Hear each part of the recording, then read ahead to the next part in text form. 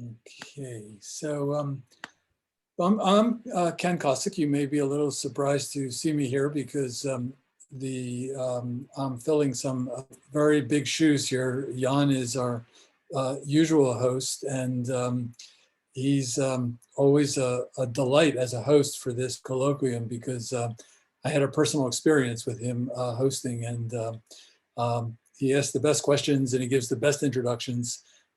So I'll try my best and see if we can get going. I really feel privileged to have two speakers here who I'm meeting for the first time, who are really working pretty closely together, sort of linked in a lot of ways. The last name of the first speaker is the same as the first name of the second speaker.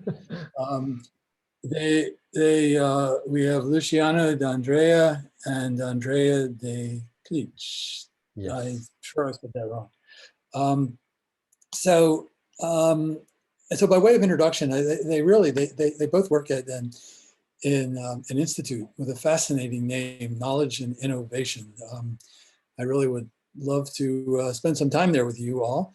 It's a school of sociology and interdisciplinary research in Rome, a private social research center, and it's engaged in a topic that we all need to learn more about, the relationship between science and society. We certainly have had so many examples in the very recent past about the importance of that topic. And when we ignore the relationship between science and society during the COVID situation, even now, we see how we all suffer. So both of our speakers today are very distinguished backgrounds. They both are been working with the European Commission and with the United Nations, have published some really interesting papers. But I'm not going to tarry any longer and turn it over. How would you like to divide your time? Luciano, are you going first or? Yeah. Good, so Yeah. let's take it away. So thank you for the presentation. I share my screen here. I hope that you are able to see it. Yes, I think it's going to start sharing in a moment. Sorry, a moment. No, There is a problem. Okay. Yes. The Zoom is closed. Wow. You might want to try to do full screen if you can. But are you seeing my screen? Yeah. Okay, Yes, my slides. Okay, perfect. Perfect. So, thank you. So good morning for you, good evening for me. This presentation is focusing on, the title is Socialization of Science, connected to the issue of COVID-19. For introduction, this presentation, as you say, is focused on science-society relations, and especially science-government relations. We will use the COVID-19 case in Italy precisely to reflect on such relations, even going beyond such a case so as to encompass broader trends. The presentation includes three parts. In the first part, the theoretical background on science-society relationship will be introduced, and the concept of socialization of science especially will be introduced. In part two, the management of the COVID-19 in Italy in its first stage will be presented, even though some updates will be provided concerning the present stage of the COVID-19 situation in my country. And in part three, some reflections will be offered on the Italian case in the light of science-society relations, and going in the opposite direction on science-society relationships in the light of the Italian case. So I can start focusing on science-society relations, science socialization, that a theoretical background if you wish. The first point, the starting point, is the fact that social institution of science is changing, starting from the last decades of last century. Different interpretative approach that has been developed to account for this transformation of science that happened especially at the turn of 19th, at the beginning of this century. I can mention, for example, the very famous Mode 1, Mode 2 model developed by Novotny, Gibbons, and Scott, post-academic science by Zeeman, the quadruple helix approach by Eskovitz and Leidensdorf, and the post-Norman science by Funtovitz and Ravitz. They are very different from each other.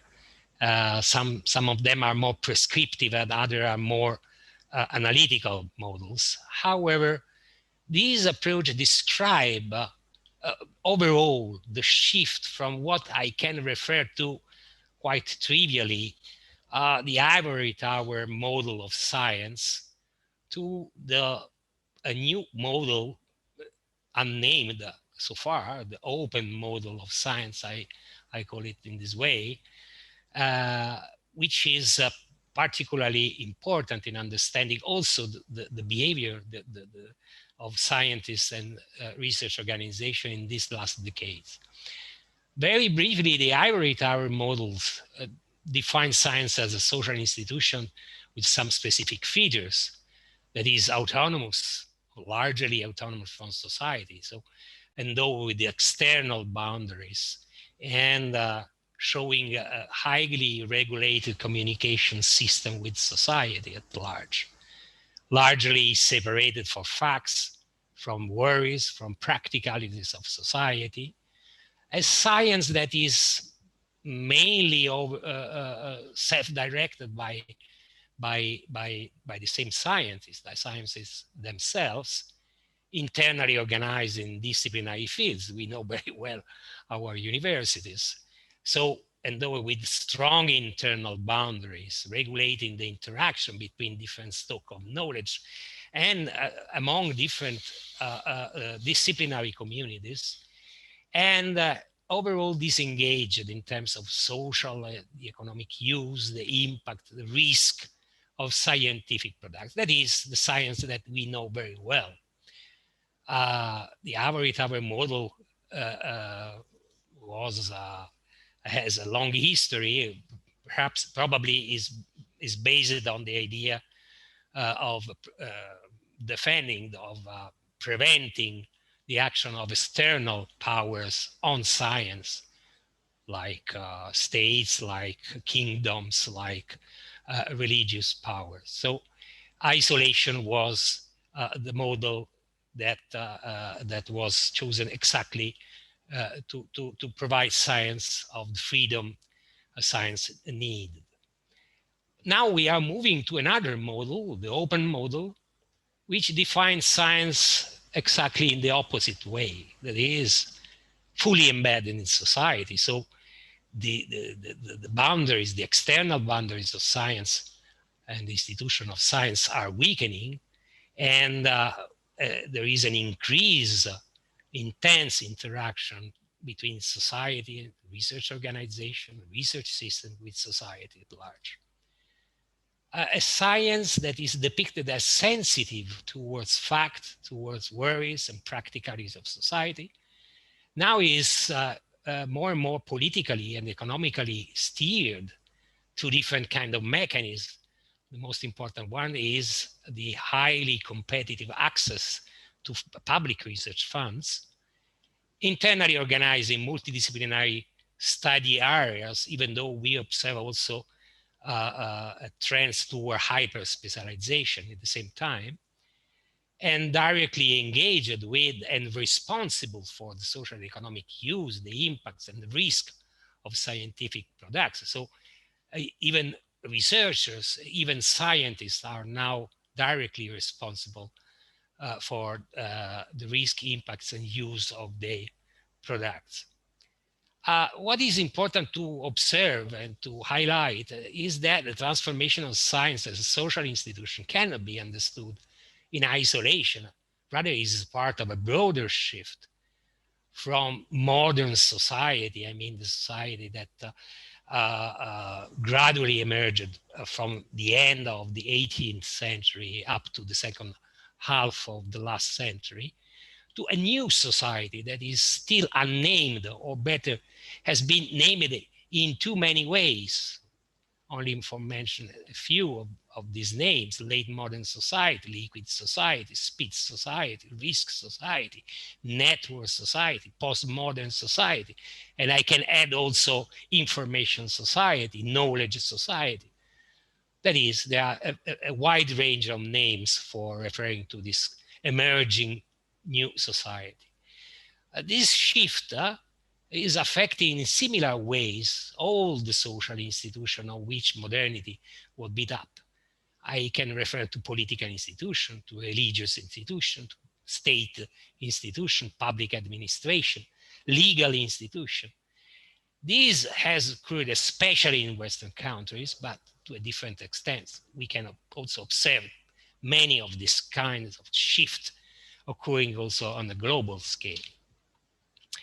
While simplifying the picture also for the audience not familiar with sociological theory, the core of this shift can be identified, I can say, in the changing balance between social structures and agency.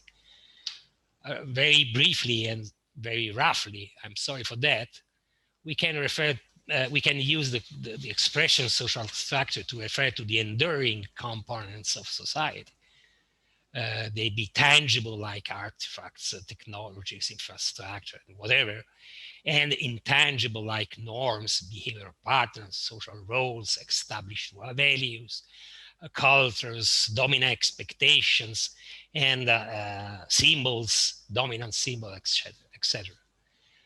Social structures are necessary for social life, obviously. They are at the same time constraining, but also enabling social action and orient social action toward possible future. On the other side, we have agency. That is the capacity of individuals and groups to counter the pressure of social structures, so as to make their choice, to shape their own identities, to influence and even modify social structures. Sometimes in critical situations, for example, when social structures are under severe pressures of change, agency can be also directed to counter change and sustain existing structures or even reinforce them. So in a certain sense, they appear to be a sort of resistance towards change. Okay, put simply, in modern society, social structures, social institutions were strong enough to exert certain control over individuals and groups. In other words, they were able to reduce the agency, to channel the energy of people towards established aims and preferential trajectories. While we are living in a new context, that is late modern society, where social structures, social institutions are weakening and individuals and groups' agency is increasing in strength, size, producing a wide, diversified social landscape.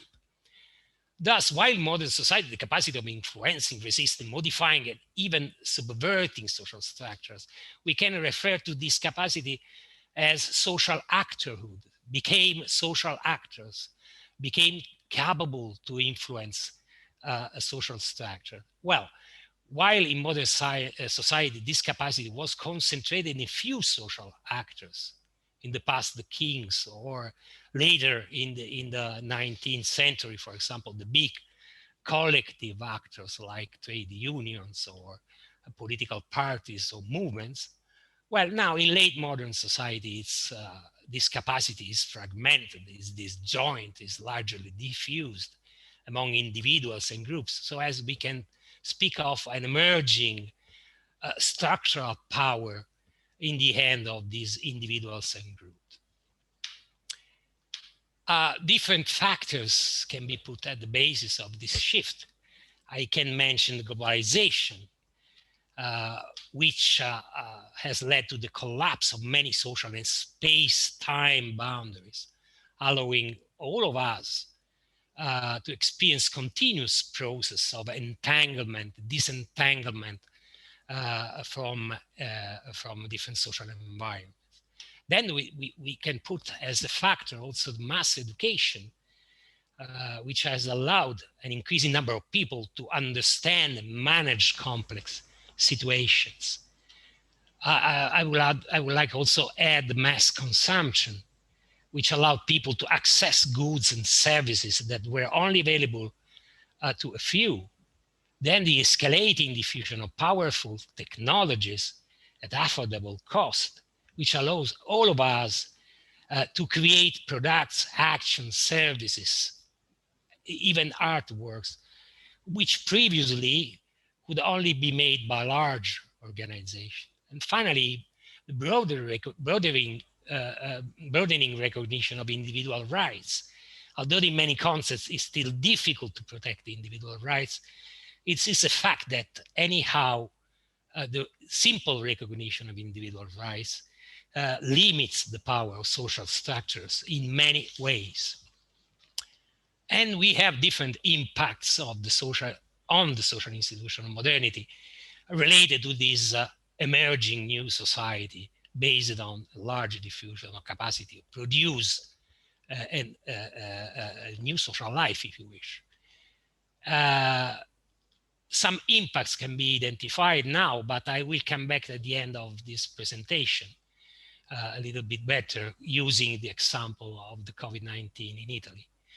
I can mention the diminishing authority and authoritativeness of social institutions in the social landscape, the distrust in and disaffections towards social institutions, the blurring cognitive and social boundaries, and an increase in trans-epistemic relations. That is the relation between people bearing different kinds of knowledge.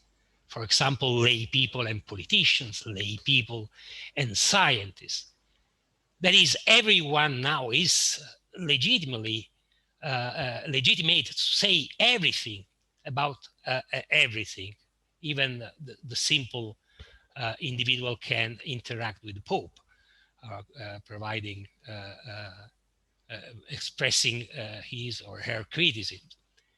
Another point, another impact on the social institution of modernity is the social and cultural diversification, de-standardization, de-synchronization. Jan knows very well this matter. There is an increasing conflict and uncertainties because the weakening of social structure produce different social partners. So it's very difficult that produce forms of uncertainty in the life of people. And finally, also the diminishing ability by people, by organization, to control time, and the weakening capacity of planning the future as the level of predictability of social process is decreasing drastically. In fact, there is an increasing importance attached to scanning the social environment, anticipating yes, there is a problem with my presentation now. Yes, there is a collapse. Sorry.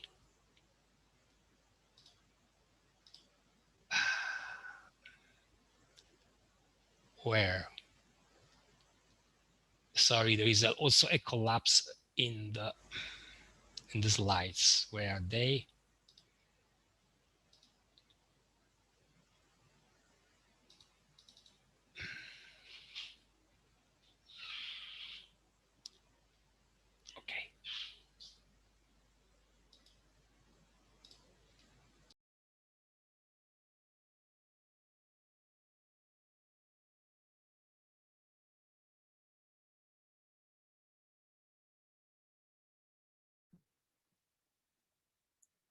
Okay. You're back, but you're on mute. You're on mute, Luciano.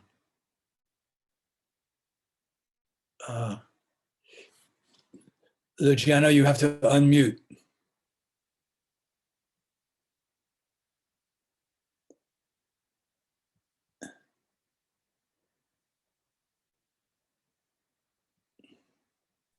Luciano, devi accendere il microfono.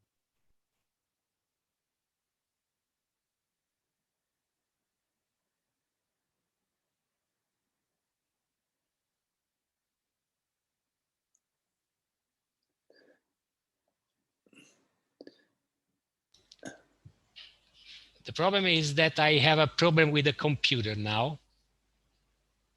Non c'ho niente, non sono tutto il computer.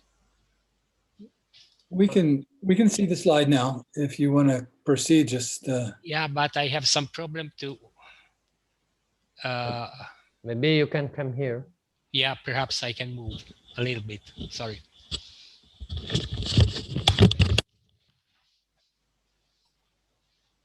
Devi...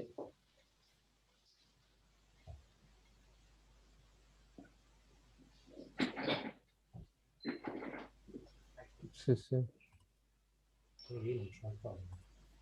Come? Devi dare le due cose. Sì, aspetta.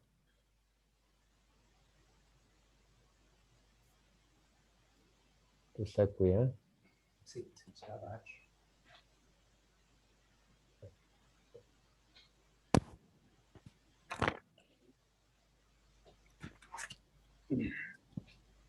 Okay, are you able to see me, to hear me now? It's good? Okay. Thank you. I'm sorry for this technical problem. I was saying that, okay, I was speaking about the diminishing ability to control time and weakening planning capacity of both people organizations because of the decreased capacity of forecast the future in the lack of strong social structure. So thus we came up to the concept of socialization of science. We can speak also about socialization of any social institution. Usually the concept of socialization is used to describe the process through which an individual becomes a member of a given society, internalizing the structures and norms of a society. That is, a kid entering in a society is under socialization process. In our case, the concept of socialization is applied in the opposite sense. I mean, the process to which social institutions must adapt, and sometimes adapt painfully, to a society characterized by very high level of agency. As for science, the effort toward the socialization emerge in different phenomena. We can find it in the present scientific, in many research organizations, research system. For example, the attempts to make science more responsible and ethically engaged, phenomena like public engagement with science, public engagement with technology, citizen science, the many forms of cooperation between research organizations, the private sector, and even the adoption of neoliberal principles.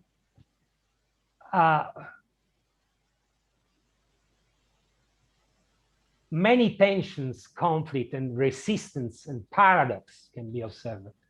In this process is absolutely not linear. In general terms, we do not think it inappropriate to consider science as still under-socialized, scarcely capable of managing social dynamics, both internally and in relations to the outside world. Okay, this is the general theoretical framework we adopt also to observe what is happening, what's happened in Italy and also abroad about the management of the COVID-19 pandemic. So I leave the floor now and physically the seat to Andrea.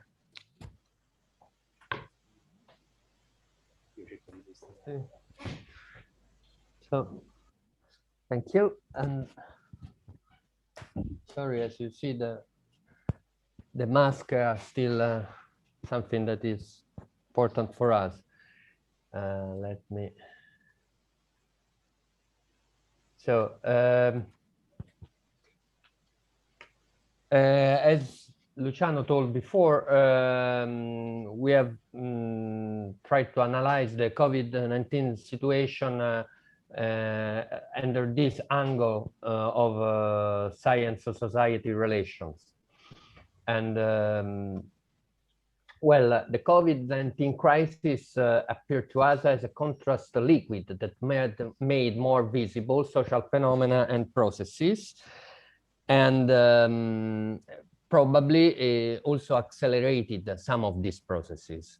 For example, the most important, the economic and social polarization in society. The COVID-19 pandemic hit the poor more than the wealthy people. It's like that all over the world. It was like that also in Italy. And as for the acceleration, we could say that there is a strong effort to accelerate the transition to a green economy. The same digital transition is very much supported. For example, all the policies, European policies for the recovery after the pandemics are pushing strongly on these transitions. In Italy, we have a massive use of distance learning in school that was completely unknown before, and also in university where it was much less used. So anyhow, during the crisis, we observed a strong fragility of governance systems in general, but specifically in Italy. For example, during the crisis, we had delays in delivering the benefits foreseen for workers. Tracing infected people was very difficult, not just in Italy, not only in Italy, but it was particularly difficult in Italy. And there were difficulties in controlling ordinary behaviors, wearing masks, for example, keeping people distanced, meeting relatives, etc. We had, for example, for the ordinary behavior and policies and functioning of society, we had strong difficulties in managing local transportation for coping with the crisis. There is a link between this difficulty and the diffusion of the infection within the poor areas of cities, for example.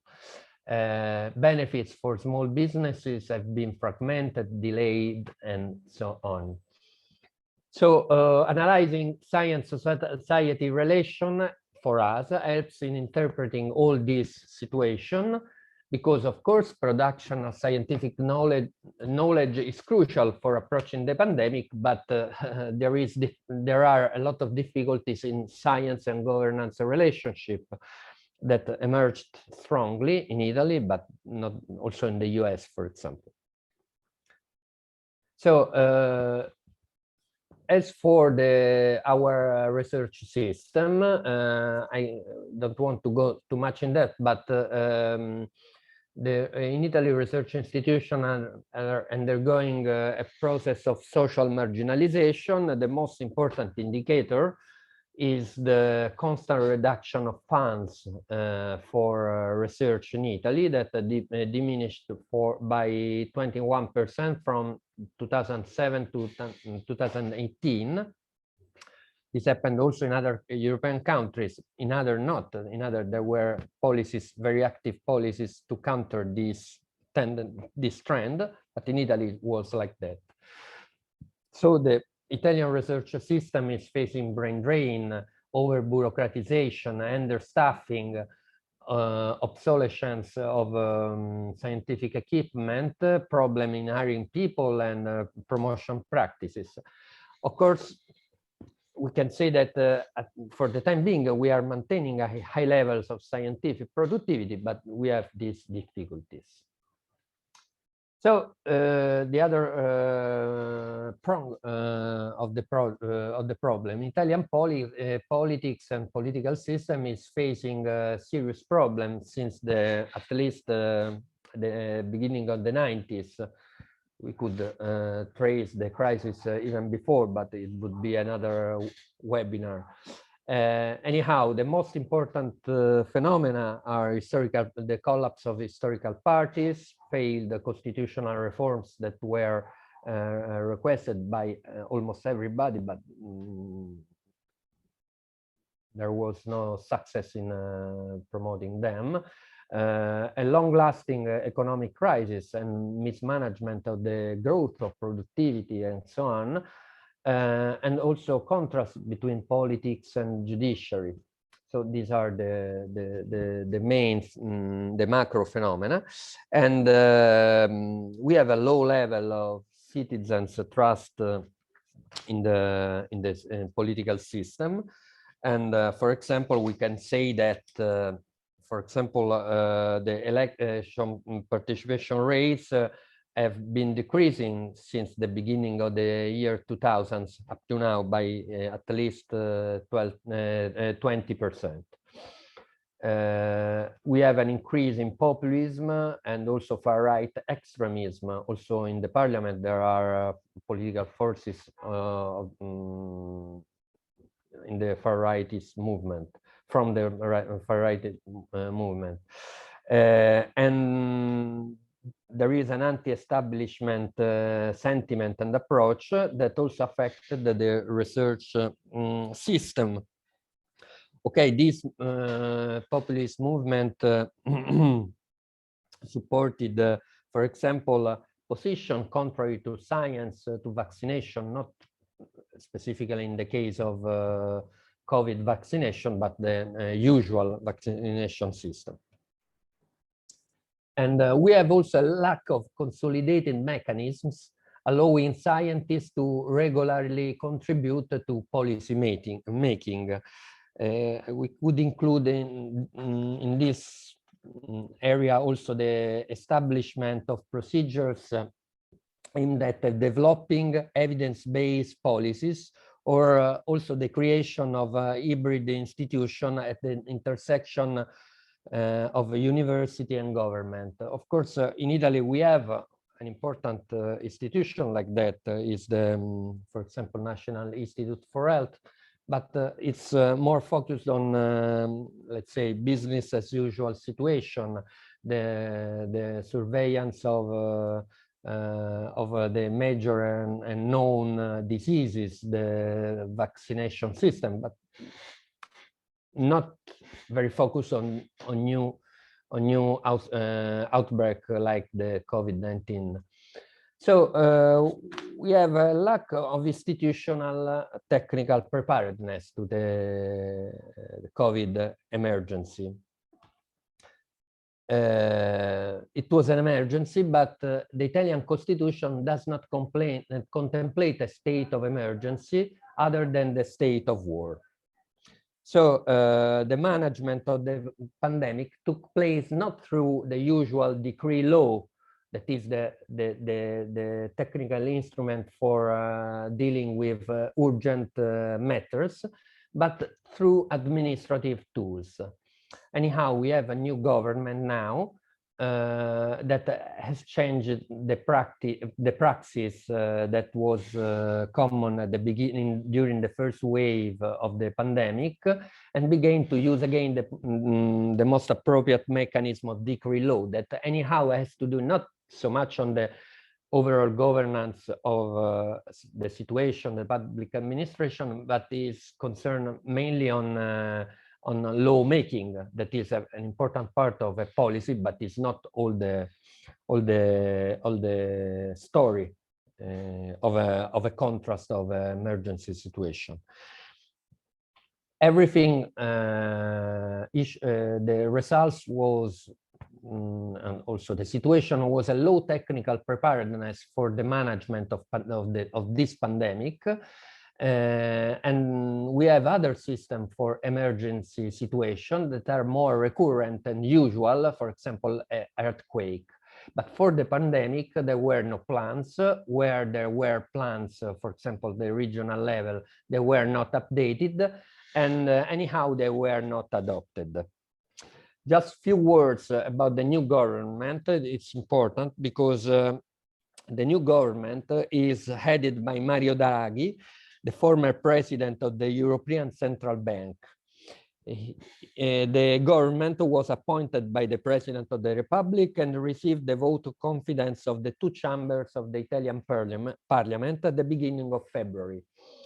The coalition supporting the new government is a wide-ranging coalition that is formed by leftist parties, centrist and rightist parties, and there were also the populists in the coalition. The new government was formed after a political crisis hinged on the emergency connected to the COVID-19 pandemic, and particularly on the need to approve a wide-ranging recovery and resilience plan that foresee public spending for over 191 billions of euros of European funds, and that allow for other 30 billions euros of national co-funding. So a huge amount of money, and is going and that is being administered the process by an emergency government. So in this situation of lack of preparedness, and this, we had the expert scientist had an ambiguous role. It was created by the first government, an ad hoc technical scientific committees, CTS, compared to a similar body in French. It was highlighted by some scholars that the experts were presented based on their position in the administration rather than on their qualification. There were no experts with competencies in social sciences. The consultation procedures of the committee were not explicit, so that this CTS was a body within the Civil Protection Department, but it directly provided its advice to the government. So the institutional arrangement was not that clear. And the opinions expressed by the committee were not made public, and only short excerpt was reported to the media. Of this committee, 4 members out of 20 were representative of scientific institution, for example, university and national scientific society, and there were no women in the committee. So the new government changed the CTS competition. Women now are 2 out of 12 members. It was restricted in numbers. CTS members mostly represent, again, institutions for the supervision of public health. They often have a strong scientific background, but they are not in the CTS as a representative of scientific community. This is the case of the high manager of the Italian National Institute for Health, of the National Institute for Infectious Disease, and for example, the nominee of the Conference of Regions is a professor of general pathology. So there is, of course, a scientific background, but the legitimacy comes from the representative of institution. Scientists as such are just 2, an expert in epidemiology and an expert in social statistics, a statistician.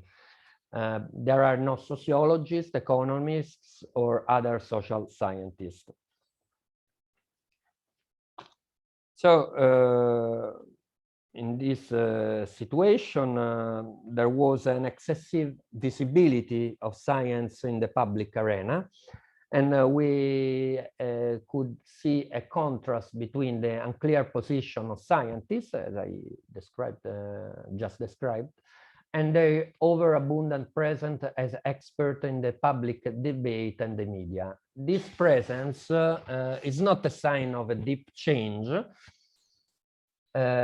because there were a progressive deterioration in the image of science in public opinion, and especially in the media.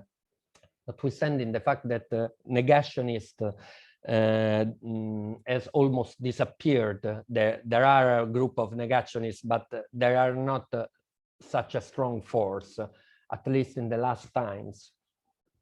Well, this progressive deterioration was probably due to an instrumental use of science by the government and political leaders.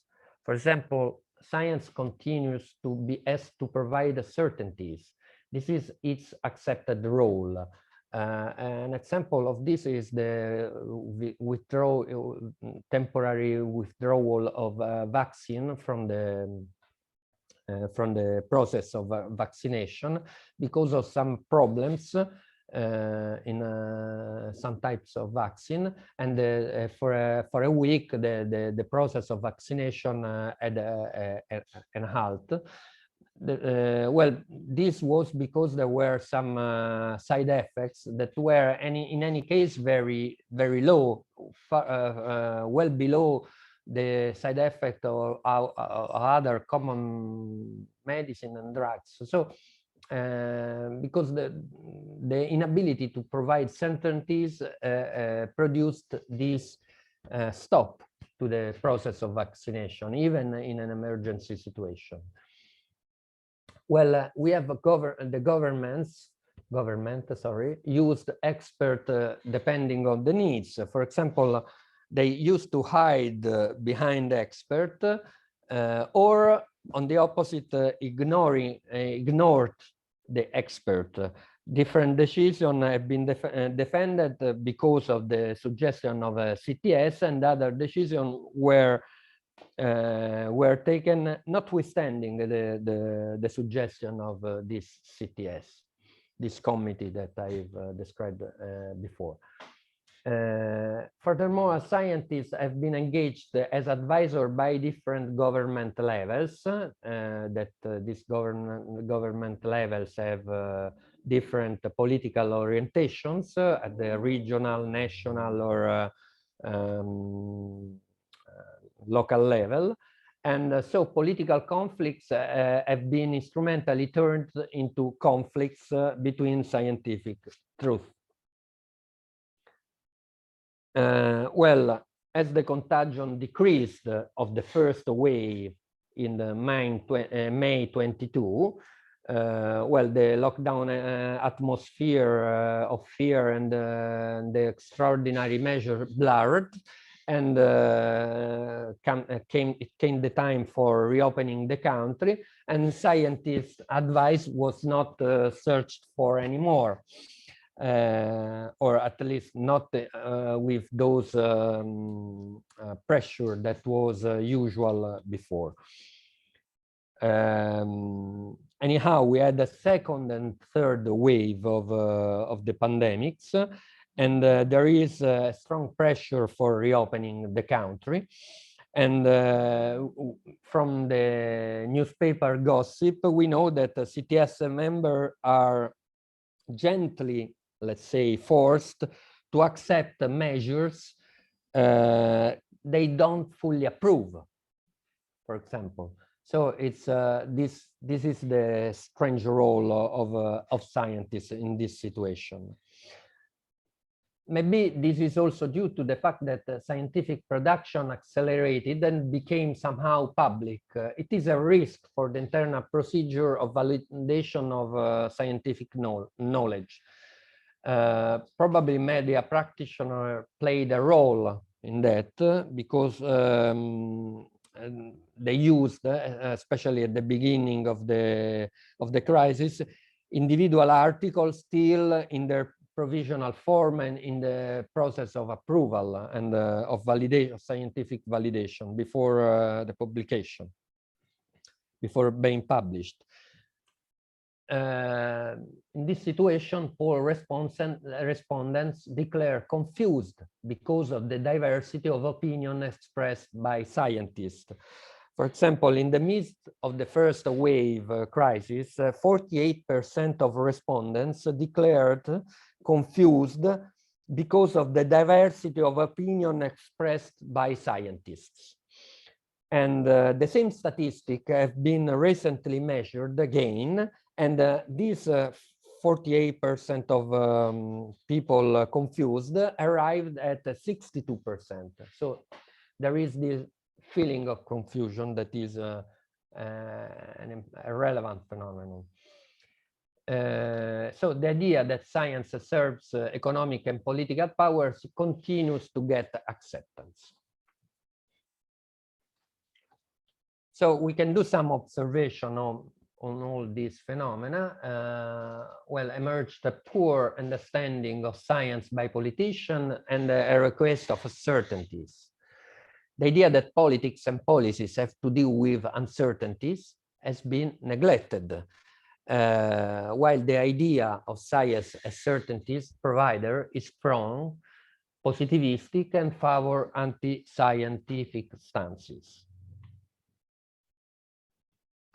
The attempts of political leadership to translate expert orientation into political measures revealed to be largely inadequate and ineffective. It's interesting, this fact that the measure of social distancing and the direct translation of a technical prescription from scientists produce nonsensical juridical norms, such as the prescription to meet just relatives, leaving unspecified which kind of relative were contemplated in the norms. This created a very unclear situation. Generally, rules have been, some of these rules of social distancing, social controls have been enacted and without many chance of being adhered to. For example, in the Christmas holidays, there were some permission to meet relatives, and it was not clear how free we were to meet relatives, and this implied a spike in the spread of the pandemics, and this was a phenomenon that was very clear. So from this specific data, we can say that we have learned something. We observe a crucial interaction between the crisis of science, society, government relations and the capacity of governance systems. Some words about this last fact. Political institutions are proving to be less and less capable to govern society, which are increasingly diversified, weakened in their structure, exposed to widespread emotional and cognitive dynamics. And these create a problem to and undermine the solidity of the democratic institutions. We can say also that in Italy, this decreasing capacity of governance led to the instrumental use of the emergency that we have described. The last example is the nomination of a new technocratic government in February. But this happened in the past in other emergency situations, for example, the crisis of debt of 2011, but other example could be done.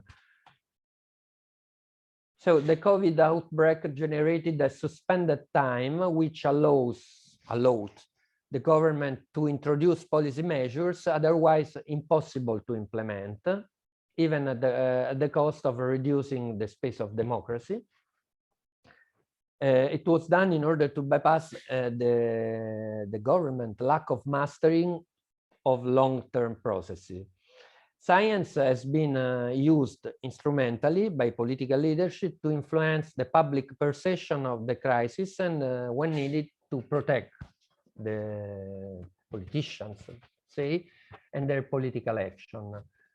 But the fact is that this has been done having little knowledge of how science works and what science can do. So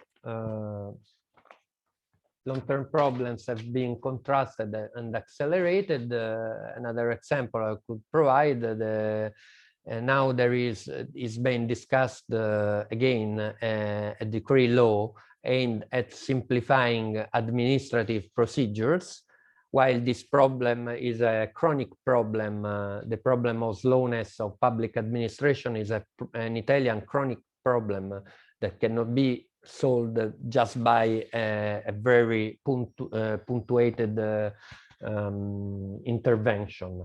So this is an example of the difficulties in approaching long-term problems.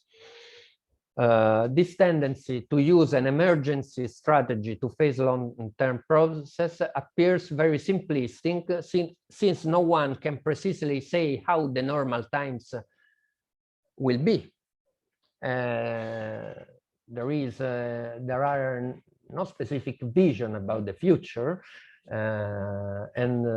so trust in the future is decreasing, and now we are facing an exceptional reduction of newborn babies this year. It was a prediction in May, but is being confirmed by the facts. Well, the recovery plan, that is the most important mandate of this government, is being designed and implemented within an emergency framework, a sort of there is no alternative blackmail, Tina blackmail. And this is the specific characteristic of Italy. So I leave the floor again to Luciano. Are you able to hear me? Are you hear me? Yes. Okay, perfect. So the last 3 slides, don't worry. I would like only to coming back to the socialization of science, that is the first part of the presentation, because as we said in the first part of the presentation, the COVID-19 case, as Andrea showed, it's quite paradoxical, because precisely at the time of a serious emergency in which science had to play a key role, science has proved to be, in the same time, technically strong, but socially weak. On the one side, it's technically strong, since different vaccines have been developed and tested quickly and very effectively. On the other side, science proved to be socially weak, as the interaction between science, as so shown by the example done, between science and society, and especially between science and government, has turned out to be bumpy, conflicting, wavering, contradictory. And so the 2 aspects are overlapped, because one can say, okay, science will keep on working, providing high quality results. But this is not true. That is, the technical and social aspect overlapped. In the long run, the social weakness of science may also produce a reduction of the capacity of science to produce new scientific knowledge and technological products. So we have to pay attention on this aspect. The next one, please. I present at the beginning also some characteristic, some impacts the shift from modern to late modern societies producing on social institutions. And I would like to dwell upon a little bit on the example of the COVID-19 case in Italy. I mentioned, for example, the diminishing authority and authoritativeness of social institutions. Well, notwithstanding science has been technically effective also in Italy, its authority and authoritativeness, as we heard, were largely questioned. Another point was the distrust in and disaffection towards social institutions. Well, as we highlighted, especially because of perhaps of the over visibility of science in the media and the instrumental use done by politicians of science and scientists and experts, well, trust towards science diminished. Another point is the blurring cognitive and social boundaries. Politicians used, as we showed, science instrumentally, and doing that started to question scientific contents and to develop their own scientific theories. And many social actors, many lay people made the same. making continuous forays into science. So the debate about scientific facts, scientific theories, moved from the scientific journals on the media or in the social media. Next one, please. Another point I highlighted at the beginning of the presentation is the social and cultural diversification, destandarization, desynchronization. Well, the emergency actually created a strong synchronization among people for the first part of the pandemic, which absolutely immediately disappeared after the first wave, showing how the social interpretation, the social approach and the responses to COVID-19 have been extremely diversified among individuals, among social groups, among institutions. Increase in conflicts and uncertainties, another point, characterize the impacts of the shift from modern to late modern society. Well, conflicts among different levels of state, regional and national levels especially, developed throughout the pandemic, but we have also social and political conflicts that increased dramatically after the first wave of the pandemic. Conflicts among scientists, conflicts among social groups, the anti-vax movement, the pandemic deniers, those who wish to keep everything open, those who wish to keep everything closed. That is a landscape of conflicts emerged immediately after the first wave. The last point is the diminishing ability to control time and the weakening capacity to plan the future. As we have heard, the lack of the preparedness and the desynchronization process progressively limited the capacity of planning, resulting in this contradictory series of measures, most of them difficult to apply. And now, in fact, we are decide to confer to an emergency government our future, exactly because we are no longer able to have a view for the future. So there are no conclusions really of this presentation. I can only say that all these trends affecting science may prove to be really particularly serious in our stage of the evolution of society, that is late modernity. Late modernity is characterized by increasing complexity, rapid changes, wider exposure to risk of different kinds. We need science in this moment, and we need science in strong connection with society and the political leadership. Unfortunately, we are living, on the contrary, in a situation of under-socialization of science that is very risky for everyone. So that's all for the moment. Thank you very much for your attention. Thank you. Thank you for a very provocative talk. We certainly have some time for some comments and questions, and I think there'll probably be many of them. Let me begin, if I might. I think it's hard to disagree with anything that you said. You really made many excellent observations about what's going on in your country, and there are many parallels here as well, as you know. Sorry about that. Let me just. But I think one of the ironies about all of what we're experiencing now with regard to science is that the having gotten this vaccine in 1 year is going to come down as one of the biggest triumphs that science has ever had. It's the kind of thing that's the equivalent to, discovering, remember if you were a physicist, the Higgs boson, the equivalent of getting the structure of DNA, Jonas Salk and antibiotics. This has been actually one of the most remarkable triumphs of science ever. And it's ironic that in the context of such an amazing success in the scientific community, that so much doubt has arisen.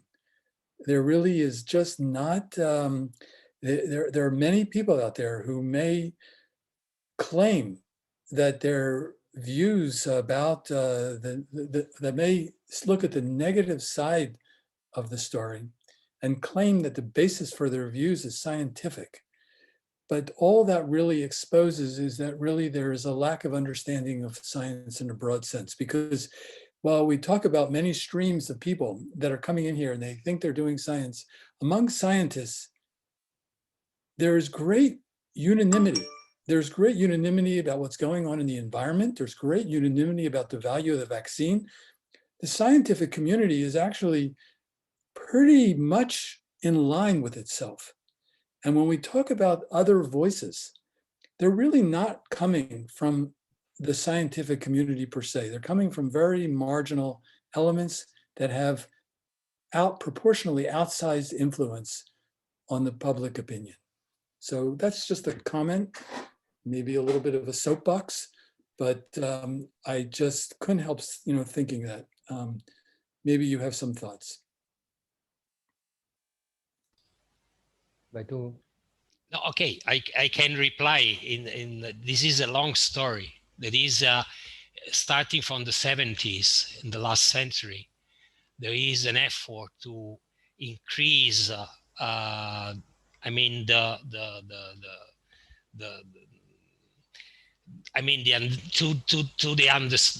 process of understanding of science in order to attract people towards science, both for becoming scientists and for appreciate science. And a large effort has been done in communication. And during the 80s, it was decided to move to change strategy, because the idea that informing people was enough, was sufficient for creating a positive environment, social environment for science,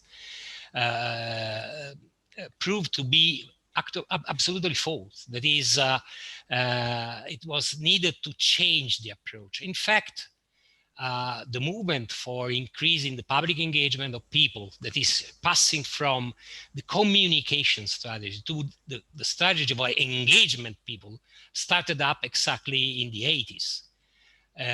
Because the idea was, okay, we engage people, and the more they are engaged, the more they appreciate science, the more they are the authoritativeness and the authority of science will increase. Well, this is to be proved false again, because there are many activities involving people.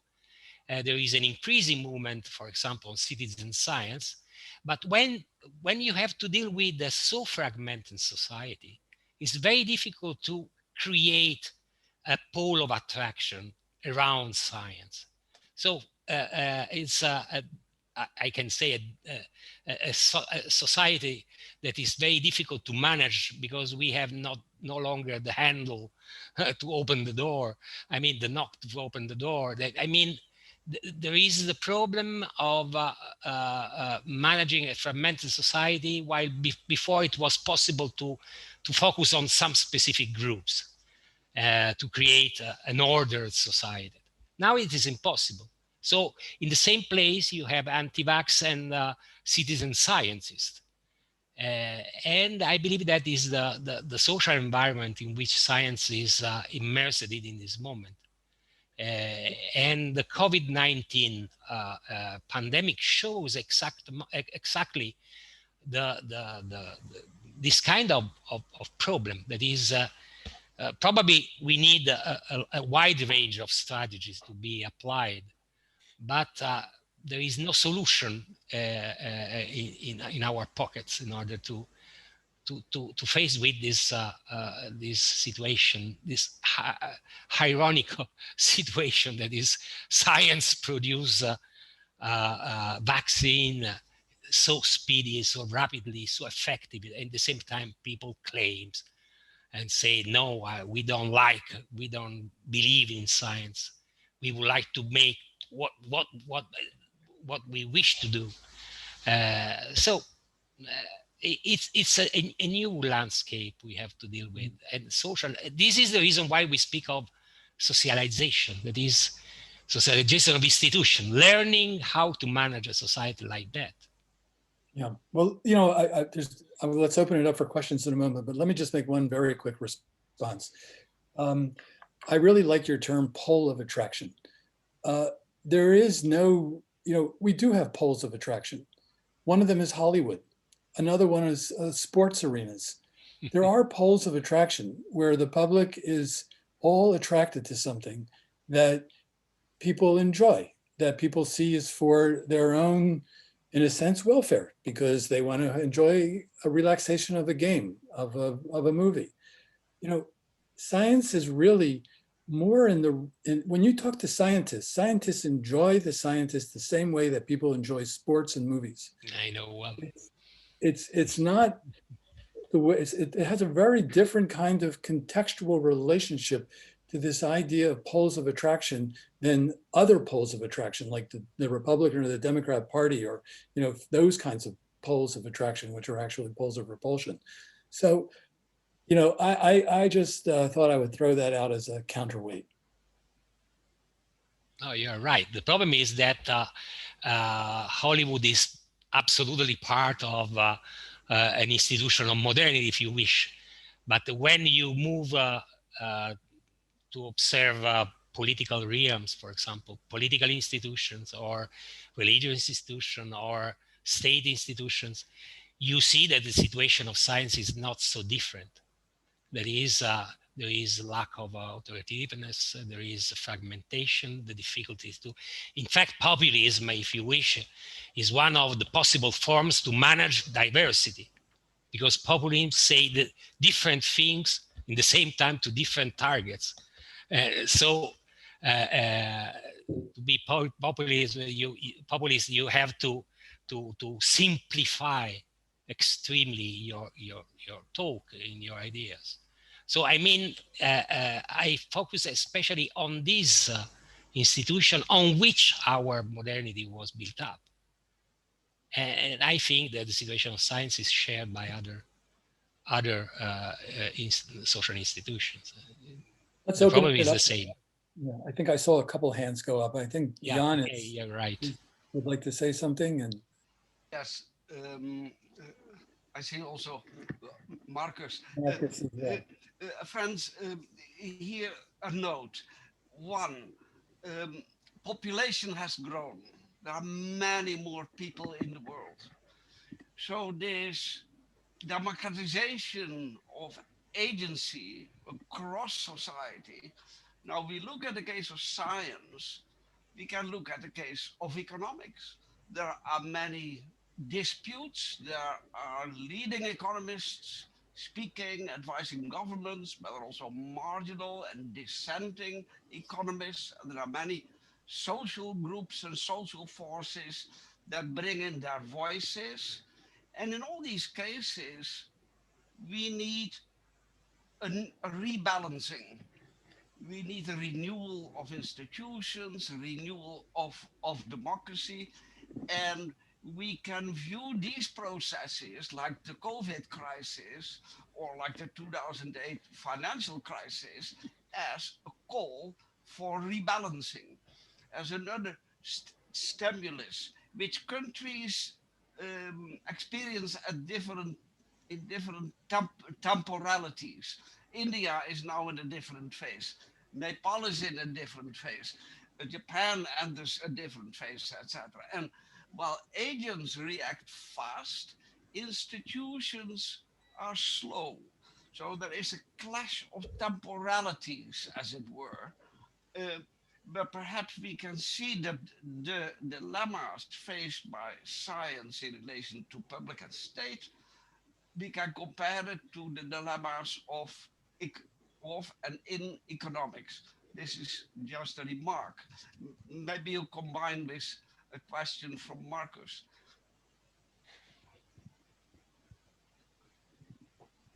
Marcus, please go ahead.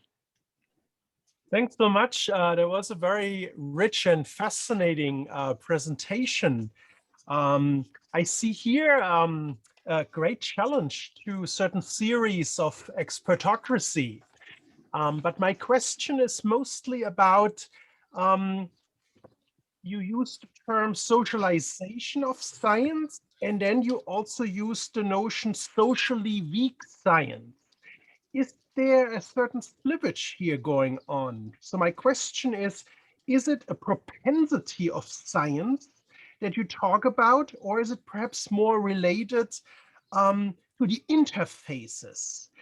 should there be more of a disaggregation of the box of institutions? I'm especially thinking about media, such as the quality media. I'm thinking about science journalism, where journalists, can embrace the task to educate the publics by translating science into something different types of publics with different levels of education can understand and feed the debate.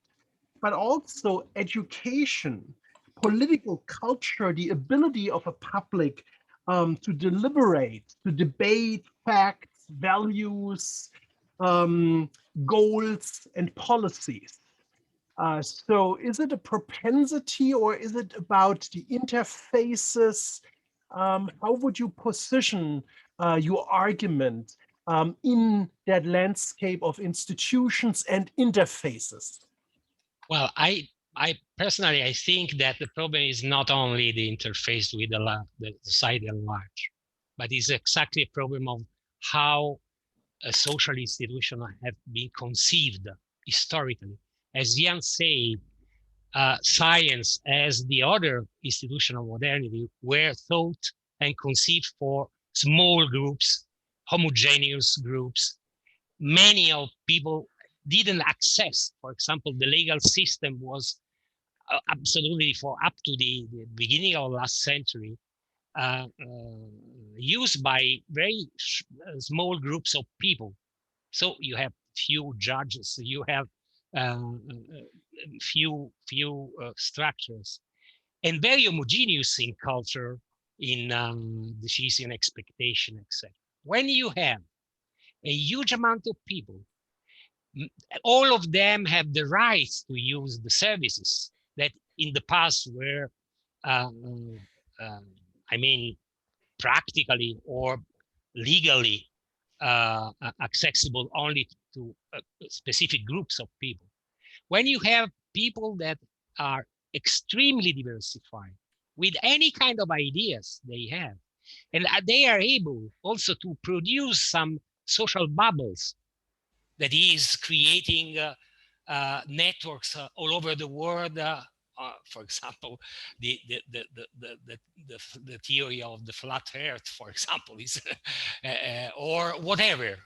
And they are able to create a new social institution, at least at the very beginning, very early stage. Okay, the institutions we receive as a legacy from modernity are no longer able to manage all that. They are no longer, technically speaking, but also in terms of the perception of the institution, the idea of institution. And in fact, you mentioned rightly, and thank you for that, the deliberative turns. That is one of the idea is, okay, the old institutions are no longer able to manage everything. We have to open the doors. We have to create deliberative processes. But the problem is that when you open the door of science, how many people will come? When you open the doors of politics, how many people desire to become a parliament, a member of the parliament? That is, opening the doors is not sufficient to create an interaction. And the last point is not only a problem of interface, but is a problem inside the institutions. If you see how our universities are organized, now we are becoming a factor of PhD students. We are organizing our work according to an industry-like organization. We have a high competition. That is, the institution of science was taught as a community of peers. Do you see the community of peers in our university when everyone is competing against the others for accessing the tenure track positions, accessing to funds, accessing to recognitions and awards? That is, I mean that it's difficult to change the institution of modernity to become effective for dealing with the society, both internally and externally. So I don't know, I have no solution. I don't want to be pessimistic from this point of view, but it's a very complicated situation. And the question is, it is possible to keep the organization of science organized in this way under socialized, and the university will be able in the future to keep on using the scientific methods. At the end, the social problems, the social pressures will come to affect also the functioning of science, as we have.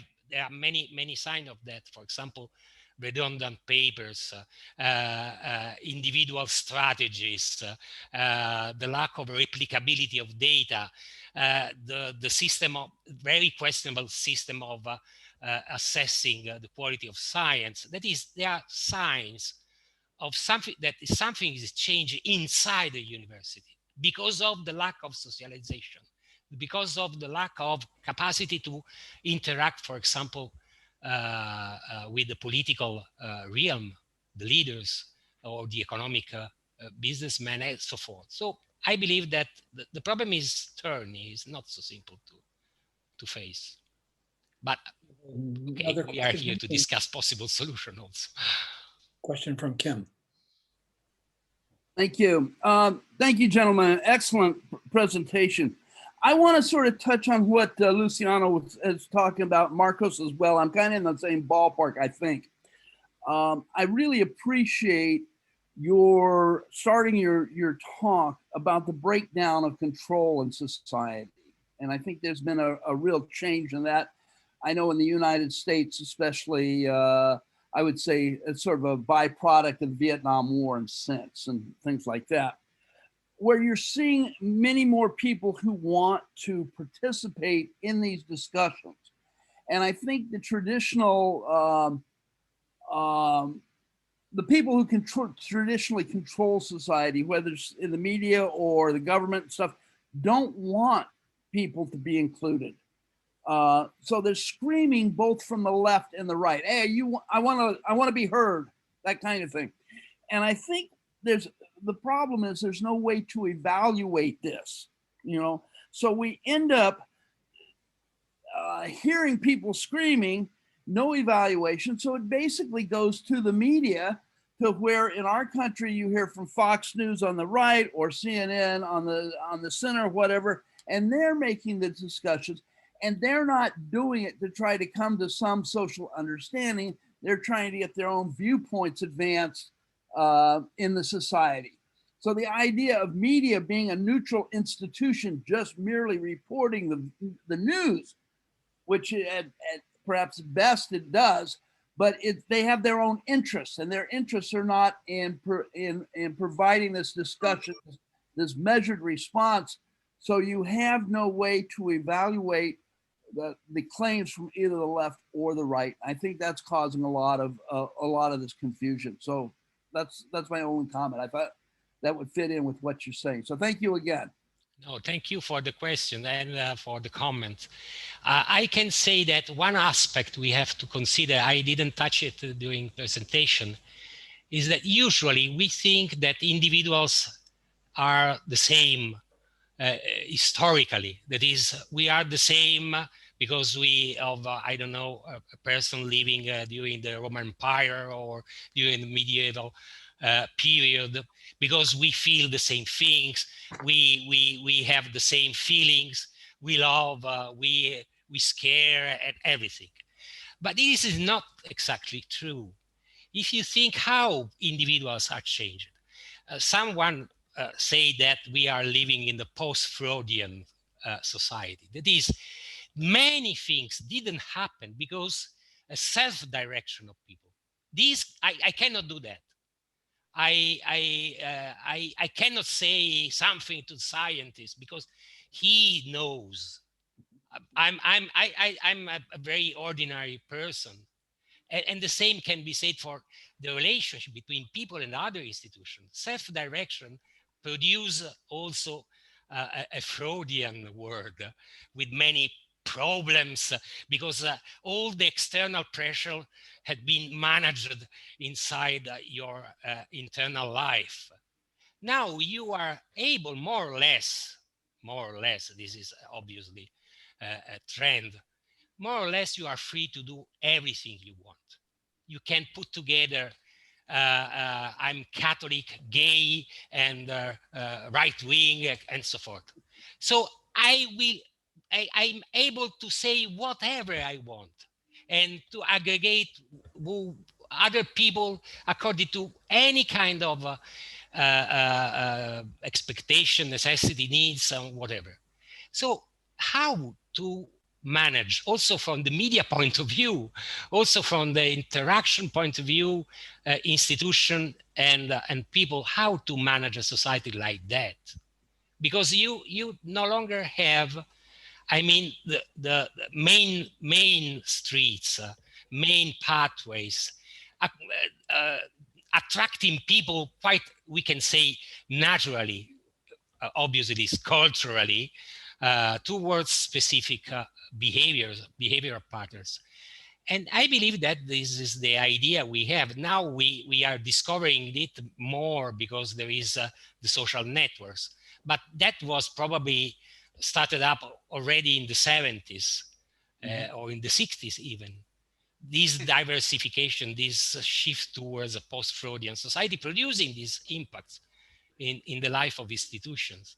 So I don't know that I replied appropriately to your comments, but also media and that was in an intermediate position between public and institution now have to change radically the attitudes and behavior. And Luciano, permesso, Yes. also watch, friends, let us also watch the chat.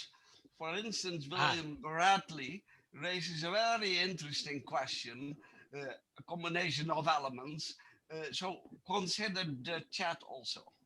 Yeah, probably the problem is because of the technical collapse I had before, I'm not able to see the chat box. Perhaps here, yeah, perhaps here. Okay, yes, I can access. Sorry for that. Maybe William, you want to speak to it? Yeah, I can ask the question. I mean, I can maybe make it simplify it a bit. I mean, excellent presentation, really enjoyed that. And I can't help but notice a lot of overlaps between many of the things you said about the situation in Italy and what we're facing here in Japan. And my question is directed to the dilemma of what I think is the implications, some of the implications of what you're proposing for how science should communicate to the public in the broader sense. And so if we accept the idea that there should be more socialization of science, I think that also leads to greater skepticism on the part of the public, because we know that scientists also have their own interests and biases and so on.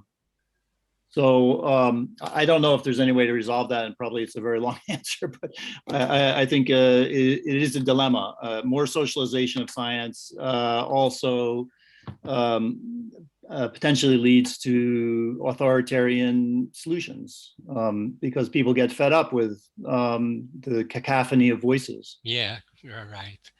Well, I can say that I have no answer, and I don't know, Andrea has some answer. No, I have one, but I... Okay. You hide it. It's the secret solution, the final solution. I can say that probably there is no one answer, but a wide range of possible activities and solutions. I believe that, for example, that when you start taking groups or people so seriously, and you create inside the organization, the research organization, in the research process, real room for participation, because I see there are many experiments, but I see that ordinary scientists work as they used to work in the past. So we have to create, provoke, to activate institutional changes inside the organization, creating the space for participation. they are lacking. So, for example, we need communicators, we need experts in public engagement, we need experts. That is a huge amount of expertise working inside together researchers. Otherwise, you cannot ask a researcher, an ordinary scientist, okay, now you have to become an ethicist, because you have to be aware. But to be ethicist is another work, is another job, is another expertise. So the same cannot be asked scientists to become a communicator or became a people engaged with other organization people, or able to make a forecast about the risk, the future risk. You need to create institution around or in between the different research organizations. And this is lacking. This is lacking because there are many pilot projects, pilot experiments, but probably we need to take a step forward, stop with piloting, and now we need to create something more established. There are some interesting examples, I think, also in the United States, for example, in Arizona or another university, but there are very few. I would like to add something because someone before told that Ken told that now we are facing one of the biggest success of science, and it's true.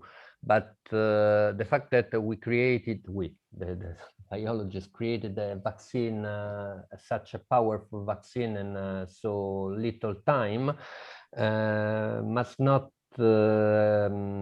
conceal the fact that this is the result of a various trend of research that began decades ago. So mRNA vaccine have been not vaccine, but that science base was produced in the long run. So the problem is that there is a risk that the system is not keeping the pace of the challenges. And for example, in Italy, we have this situation of marginalization of science. Our scientists are of a good level, but they are struggling to maintain the situation. So science is at risk. The fact that now we are collecting we are having the results of what happened in the last 10 years, say nothing about what will come in the future. So the problem, as I think that one of the problem in this situation is that, as Jan said before, the problem of temporality is the fact that science is not as we see it. We saw it in Italy. If the advice of scientists has to be used for the emergency situation, it is accepted. But what science can say in the long run is difficult to be heard in the political arena. The problem is not politician, it's also the problem of the scientific world that is not able to get heard. So the problem is univocal. But anyhow, the problem is that science is not able so much to produce an anticipatory approach to the governance of society. And this could become a problem in the near future, at least in the future. For the time being, we of course are happy to recognize the big success. So that is one of the problem of poor socialized science, in my view. Well, I'll just say one word. I feel like I have maybe a little bit of maybe a wee bit more enthusiasm about some of the science than others, or I think you all are enthusiastic about science. It's just that maybe I'm just glossing over some of the shortcomings that science experiences and that you very, expose very, very well. But I do think that that science has some ability to do anticipatory work. We all are aware that all the programs that were shut down concerning pandemics during the Trump administration, every person working in infectious disease knew there would be a pandemic at some point. We can even list in terms of anticipation the gravity of the problems and the risk that we face. We know how the environment's going to warm if certain changes are not made. We even know probabilities for an asteroid hitting the Earth. We may not want to accept and to do anything for a low probability, but part of understanding science means to understand probabilities, and that I think is where we encounter some of the greatest difficulties in communicating science to the public. Well, we've come up to the hour, so if people want to continue, I actually have a hard stop, but Jan, if you want to take the chair, would that be okay if people want to keep talking? Is that okay with you, Jan? Let me thanks, Ken, and thanks everybody. Let me just ask, do people have any other questions? My quick comment is, folks, that I think we're all experiencing the drama of time.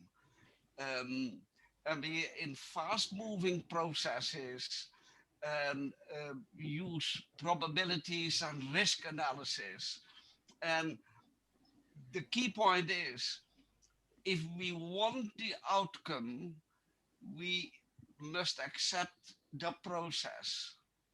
And we cannot have the outcome before the process. So let us accept the process. Consider that what is going on is a collective learning process about how to rebalance the situation in which there are just many more people in the world who are participants and stakeholders. And let this rebalancing is already taking place as we speak, and we are part of it too. So on my part, if I may, I want to really thank you for a very profound and a very engaging discussion. We enjoy it very much. Andrea and Luciano, mille grazie. Wonderful. I hope to see you soon. Viva Italia! Italia. Ferragosto is coming. All right. Okay, thank you very much. Thank you. Thank you to all over. All right. Thank you for Thank you, participating. Thanks everybody for joining. Next week is actually going to be our final colloquium of the season, and we'll be hosting Satyajit Singh, who will be talking about fiction as practice, Rag, Darbari, and governance. So hopefully I'll see you there. Yeah, Thanks everybody. Thank you. Thank you. Bye. Bye-bye. That's it.